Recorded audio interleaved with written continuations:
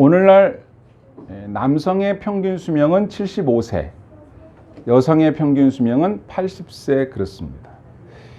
이제 좀 더 늘어나겠죠? 이제 100세를 바라보는 시대가 되었습니다. 그러나 100세를 산다 하더라도 뭔가 좀 아쉬운 것 같아요. 동물들만 보더라도 100살을 넘게 사는 동물들이 있어요. 그 중에 잘 알려진 것이 거북인데요. 바다거북. 바다거북이는 최대 400년 정도를 살아요. 엄청나죠? 동물들 중에도 사슴이나 뭐 이런 동물들이 오래 산다고 그래서 십장생이라고 하잖아요. 이렇게 학도 그렇고요. 오래 사는 동물들이 있는 걸 봐서는 사람의 생명이 너무 동물들보다 우리가 우세한데 너무 짧은 거 아닌가 그런 생각이 들죠. 본래 인간은 동물들보다 더 오래 살도록 창조되었을까? 아니면 우리가 요즘처럼 길어야 100년 이렇게 살도록 창조되었을까? 성경을 보면 오늘 읽은 본문에도요 900년을 넘게 산 사람이 있어요. 성경을 봅시다. 본문에 나오는 사람의 주인공을 꼽는다면 에녹인데요. 에녹의 아버지 야렛은 몇 년 살았어요? 20절에 962세. 좀만 더 살면 1000살인데. 그 다음에 무두셀라는 에녹의 아들이죠. 27절에 보면 무두셀라는 969세를 살았어요. 그런데 성경을 잘 보니까 어차피 1000년 가까이 오래 살았더라도 결국은 죽었잖아요. 그런데 에녹이라고 하는 사람은 900살이 아니라 365살밖에 못 살았어요. 그런데 가만히 보니까 365살을 살았다고는 돼 있는데 죽었다는 얘기가 없어요. 그렇죠?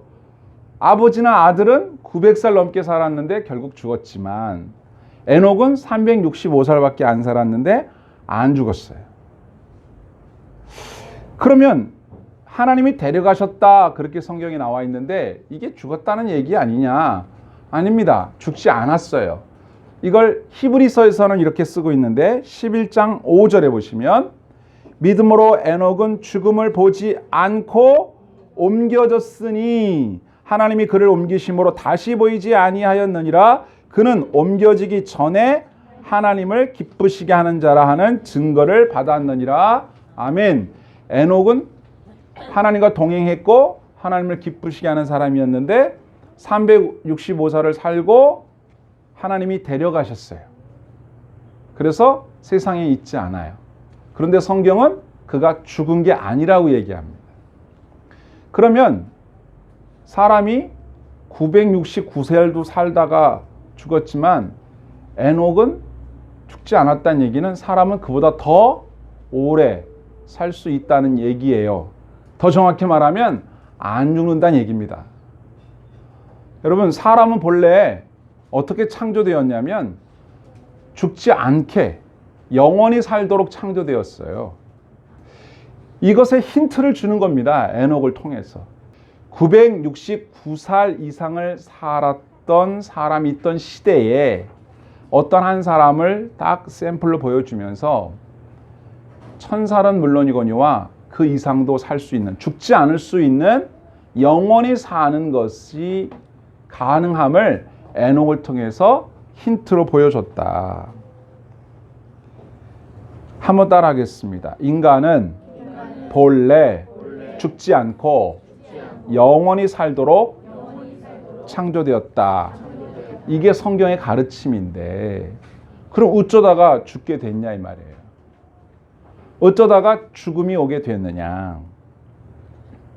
여러분 잘 아시다시피 하나님이 에덴 동산을 창설하시고 아담과 하와를 살게 하시면서 에덴 동산 주변에 많은 이런 음식물들이 될 만한 과일들을 심어주시고 다 먹어도 된다. 그리고 동산 중앙에 있는 선악을 알게 하는 나무 열매만은 먹지 마라. 먹으면 어떻게 된다? 죽는다. 그런데 여러분 성경을 읽어보면 선악을 알게 하는 나무, 곧 따먹으면 죽는 나무만 있던 게 아니고 따먹으면 사는 나무도 있었어요. 이름하여 생명나무가 있었다고요. 그런데 먹으면 사는 생명나무는 안 따먹고 먹으면 죽는 선악을 알게 하는 나무만 따먹었단 말이에요. 그것도 하지 말라고 했는데 아무 말도 안 한 게 아닌데 결국은 하나님의 말씀을 어긴 죄로 말미암아 죽음이 오게 됐다. 창세기 2장 9절 보겠습니다.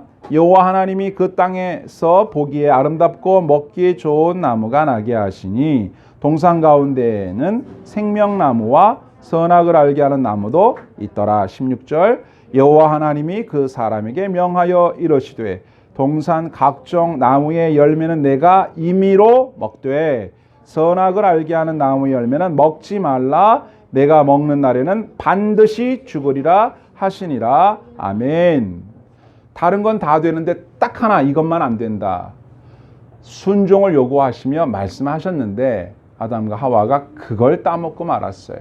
그래서 죽음이 들어오게 된 것이고 아무리 구약시대 사람들이 1000년 가까이 살았다 해도 다 죽었다 이 말입니다. 앞으로 과학이 아무리 발달해도 사람의 생명은 더 길어질 수 없을 거예요. 그런데 희망이 하나 있습니다. 희망. 그 뭐냐면 하나님이 사람에게 죽지 않는 영생, 본래의 영생을 회복할 수 있는 길을 제시하셨습니다. 그 유명한 요한복음 3장 16절. 하나님이 세상을 이처럼 사랑하사 독생자를 주셨으니 이는 그를 믿는 자마다 멸망치 않고 영생을 얻게 하려 하심이라. 여기 나오죠? 영생. 안 죽는 거예요. 영원히 사는 거예요. 어떻게? 그 아들 독생자 예수 그리스도를 믿으면 영생. 그럼 다른 말로 안 믿으면 어떻다는 거예요? 영생 못 한다는 거죠. 계속 그렇게 죽는다는 얘기죠.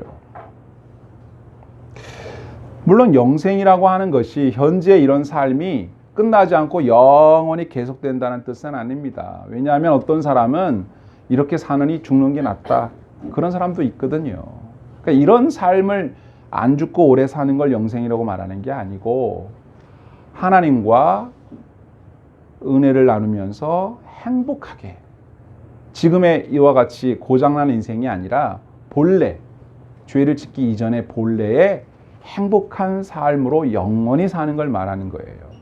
그래서 그 영원한 생명을 우리들에게 제안해 주셨는데 사람들은 교회를 안 다녀도 다 영생에 대한 소망이 마음속에 있어요. 오래 살고 싶어 해요.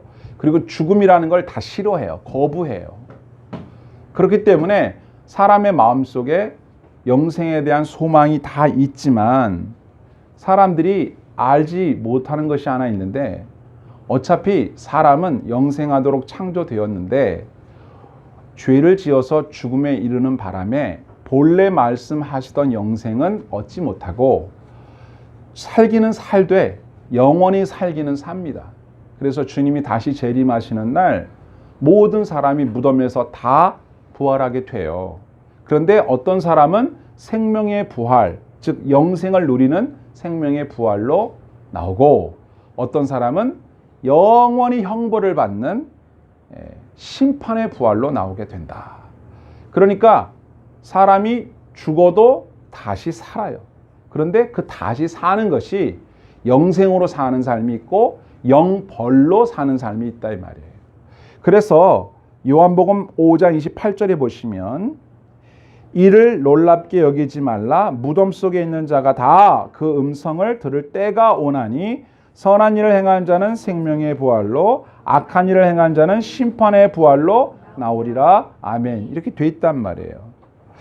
다만 부활해서 천국에서 다시 안 죽고 행복하게 영원히 사는 영생을 우리에게 제시해 주셨는데 그 제안을 받아들이지 않은 사람들은 죽어서 다시 살아 영원히 살기는 사는데 그건 영생이라고 부르지 않는, 살아도 사는 것 같지 않는 영원히 고통과 벌을 받으며 사는 삶이 기다리고 있다 이런 말이죠. 그래서 그걸 성경에서는 두 번째 죽는다. 그래서 둘째 사망이라고 해요. 여러분, 요한계시록 21장 8절을 보세요.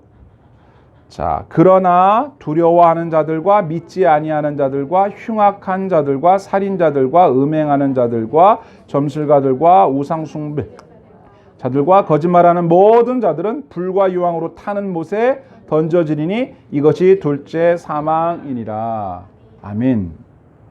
사는 게 아니죠. 계속 죽지도 않고 영원토록 살면서 고통과 벌을 받아야 돼요. 영생은 하나님의 아들 독생자 예수 그리스도를 믿고 바로 이와 같은 둘째 사망, 지옥 형벌에서 구원을 받은 사람들에게 주어지는 특별한 선물이죠. 그걸 영생이라고 하는 거예요. 그냥 오래만 사는 게 영생이 아니라 하나님과 은혜와 사랑을 나누며 행복하게 안 죽고 쭉 사는 걸 영생이라고 해요. 그냥 오래만 쭉 사는 게 아니고. 요한복음 17장 3절에서는 영생을 뭐라고 설명하는가 보시겠습니다. 영생은 곧 유일하신 참 하나님과 그가 보내신 자 예수 그리스도를 아는 것이니이다. 아멘. 예수를 모르면 영생이 당연히 없죠. 예수를 알고 믿어야 돼요.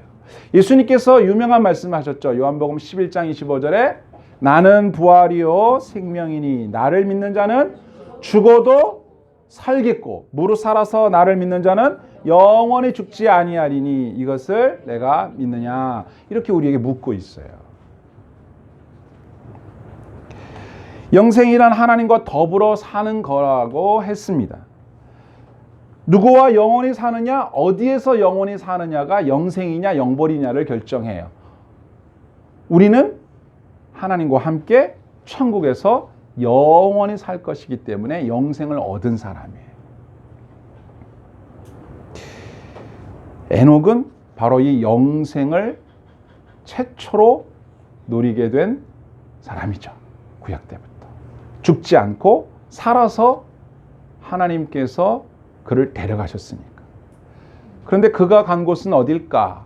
그건 오늘날로 말하면 낙원에 이른 것입니다. 예수님이 십자가의 한편 강도에게 오늘 내가 나와 함께 낙원에 있을 것이다 한 것처럼 그 낙원에 주님이 계신 곳에 에녹도 거기 가 있는 거예요. 주님 재림하시는 날 에녹도 새 몸을 입고 영원한 천국에 우리와 함께 들어가게 될 거예요. 영생은 굳이 나누자면 3단계가 있습니다. 자, 영생의 1단계는 뭐다? 영생은 예수님을 믿는 순간부터 시작된 생명이에요. 예수님 믿기 전의 생명은 영생이 아니고 예수님 믿고 난 뒤로부터 그때부터 사는 걸 영생이라고 해요. 그래서 요한복음 5장 24절입니다.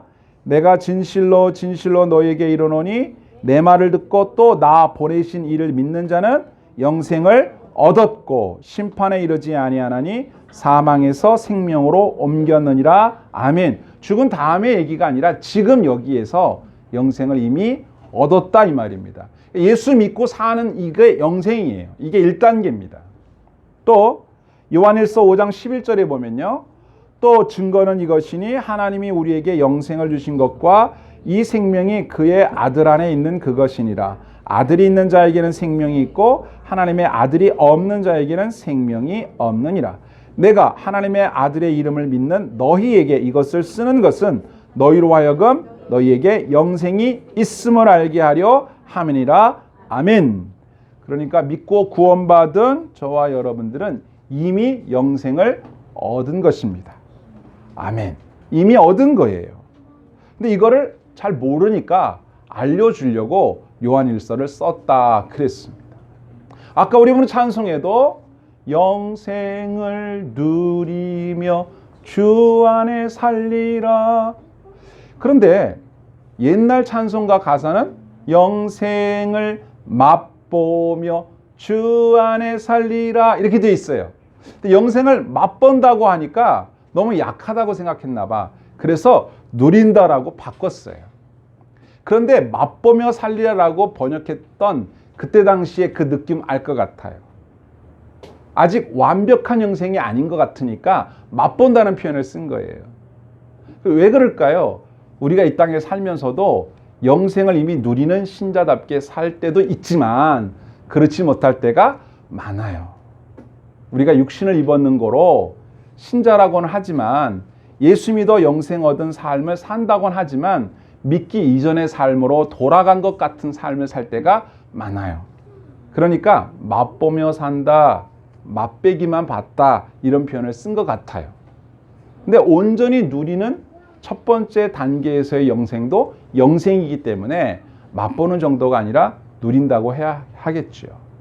그래서 영생의 2단계가 있습니다. 2단계. 2단계는 아까 말씀드린 낙원에서의 삶이에요. 그러니까 이 땅에서 사는 날 동안에 우리의 육신을 벗어버리고 완벽히 성화된 상태로 주님과 함께 낙원에서 머무는 것, 그것이 영생인데 이게 2단계죠. 1단계보다 훨씬 전진한 거죠. 그래서 우리가 아까 찬송가 우리 찬양단 찬양 들을 때 순교한다라고 했을 때 그 순교를 두려워하지 않을 수 있는 것은 우리가 육신을 입고 이 땅에 사는 날 동안에 영생을 온전히 누리지 못하니까 이럴 바에는 죽어서 낙원에 간다면 완전하게 누리겠구나 하는 생각을 할 때 순교자도 두렵지 않게 목숨을 던질 수 있었던 거죠. 그래서 바울 사도 같은 경우는요 이렇게 말을 했어요. 빌립보서 1장 23절에 보세요. 내가 그 둘 사이에 끼었으니 차라리 세상을 떠나서 그리스도와 함께 있는 것이 훨씬 더 좋은 일이라. 그렇게 하고 싶으나 내가 육신으로 있는 것이 너희를 위하여 더 유익하리라. 아멘. 그러니까 여러분들도 저도 마찬가지예요.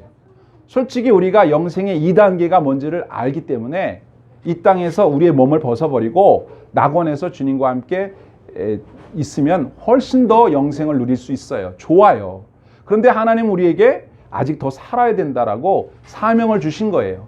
이 땅에서 할 일이 있기 때문에 사는 거죠. 사명을 다 하신 분들은 빨리 주님 품으로 가면 돼요. 그러니까 신자들 같은 경우는 순교자든 아니면 주님을 열심히 섬기시다가 이 땅에서 생명을 다하신 분들이 세상을 떠날 때 불신자들처럼 그렇게 막 울면서 괴로워하면서 이제 어떡하냐 그러지 않는 거죠. 믿음이 있으니까. 이 땅에 사는 이유는 천국에서 낙원에서 사는 것이 훨씬 좋지만 거기 가고 싶지만 아직 내가 이 땅에서 할 일이 있으니까 하나님이 나를 아직 두셨구나. 내가 스스로 나 그만 이 땅에서 살다가 낙원 빨리 가야지 그러면 안 된다 이 말이에요. 그거는 하나님이 결정해 주는 거기 때문에. 그래서 1단계와 2단계가 있다. 여러분들이 알고 계시는 믿음의 사람들 낙원에 가 계신 분들이 있잖아요. 그분들은요 여기보다 훨씬 좋아요. 여러분이 보고 싶어서 안타까워 난리지 그분들은 거기가 훨씬 좋다니까. 너무 많이 걱정할 거 없어요. 좋은 데 계세요 지금. 여기보다 2단계라니까요. 네, 그게 2단계고요. 우리가 이 땅에 살면서 우리의 몸이 자꾸만 주님 뜻대로 사는 걸 방해해. 사실은 그래요. 우리 몸이 문제야. 근데 죽으면 이 몸에서 완전히 자유하게 되기 때문에 완전한 성화가 이루어지게 돼요. 그러나 우리에게 사명이 있다는 거 한 번 더 말씀드려요. 자, 그 다음에 뭐가 있을까요? 3단계가 있죠. 이것은 부활의 영광입니다. 앞서 말씀드린 바와 같아요. 영생의 가장 완전한 상태입니다. 주님 다시 오시는 그날 우리는 이 완전한 영생에 들어가게 될 터인데 모든 사람이 다 죽었던 자들이 다 살아나게 되고 살아있을 때 주님을 만나게 되는 사람은 살아있는 그 상태에서 주님 앞에서 완전한 몸으로 부활하게 됩니다. 그러면 그 부활의 몸을 가지고 어디로? 우리가 늘 말하는 천국에 그때 들어가는 거예요. 그러니까 우리가 지금 쉽게 말해서 천국 가셨다, 우리 할아버지 천국 가셨다 할 때 그 천국은 정확한 성경적 표현대로 말하면 낙원을 말하는 것이고요. 거기는 영혼만 가 있잖아요. 육신은 여기 있고. 그런데 부활의 날이 되면 우리의 육신이 다시 부활을 해서 그때는 옛날에 쓰던 몸이 아니라 새 몸이에요. 새 몸. 그러나 그 옛날의 몸과 연장선상에 있는 그 몸, 새 몸을 입어서 이제 영원히 살아야 되니까 아프거나 병들면 안 되잖아요. 새 몸을 얻어서 영원한 영생으로 들어가게 되는데 우리가 그런 걸 가리켜서 천국에 들어간다. 하나님 나라에 들어간다. 이런 표현을 쓰는 거죠. 네. 그때는 우리의 영혼과 육체가 결합된 상태인데 요한계시록에서 이걸 우리에게 미리 환상 중에 보여줬는데 보겠습니다. 요한계시록 21장 3절 내가 들으니 보호자에서 큰 음성이 나서 이르되 보라 하나님의 장막이 사람들과 함께 있음에 하나님이 그들과 함께 계시리니 그들은 하나님의 백성이 되고 하나님은 친히 그들과 함께 계셔서 모든 눈물을 그 눈에서 닦아주시니 다시는 사망이 없고 애통하는 것이나 곡하는 것이나 아픈 것이 다시 있지 아니하리니 처음 것들이 다 지나갔음이로라. 아멘. 이것이 3단계 완성된 영생입니다. 우리가 마트에 가면 맛보기 있잖아요. 그것도 제법 맛이 좋아요. 그 맛이 좋으면 사잖아요.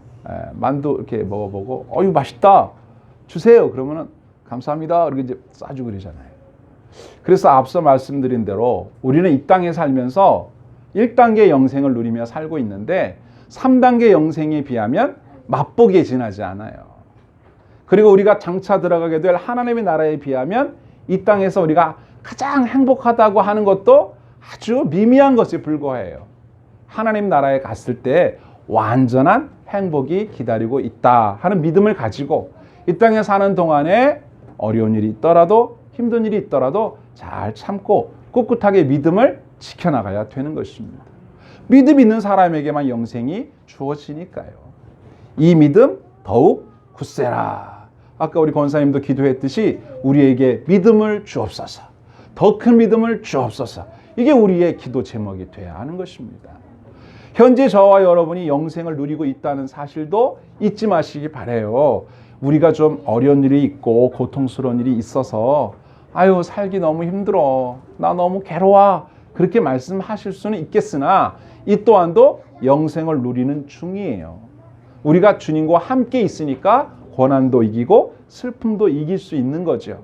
주님 앞에 기도할 수 있는 거고 이렇게 예배 드릴 수 있는 거고 아플 때 위로받을 수 있는 거죠. 그게 영생을 누리는 것의 일부예요. 그러나 불신자들은 주님께로부터 그와 같은 위로를 받지 못해요. 주님께로부터 그 사랑을 받지 못하고 그 격려를 받지 못하기 때문에 그분들은 우리 눈에 보기에 보다 부자고 보다 더 떵떵거리고 사는 것처럼 혹시 보일지 몰라도 그건 절대 영생을 누리는 삶이 아니기 때문에 신자인 우리가 부러워할 그런 모습이 아니죠. 오히려 우리가 어려움 중에도 가난한 중에도 영생을 누리며 기뻐하고 감사하면서 인내하면서 사는 모습을 본다면 그 사람들은 그럴 거예요. 어떻게 해서 그게 가능하냐? 그거 어떻게 해서 그렇게 살 수 있느냐? 그때 우리가 말하는 거죠. 이게 바로 영생이라는 거야. 그 영원한 생명을 우리는 지금 누리고 있다고. 비결은 예수 그리스도를 나의 주님으로 믿는 거야. 친구여, 너도 예수님을 구주로 믿고 이 영생 함께 누리자꾸나. 이렇게 말할 수 있는 사람이 돼야 되는 것이죠. 저와 여러분들에게 주님이 오늘도 이렇게 묻고 계세요. 너는 이 땅에서 영생을 이미 얻었다. 그 영생을 누리며 맛보며 살도록 하거라.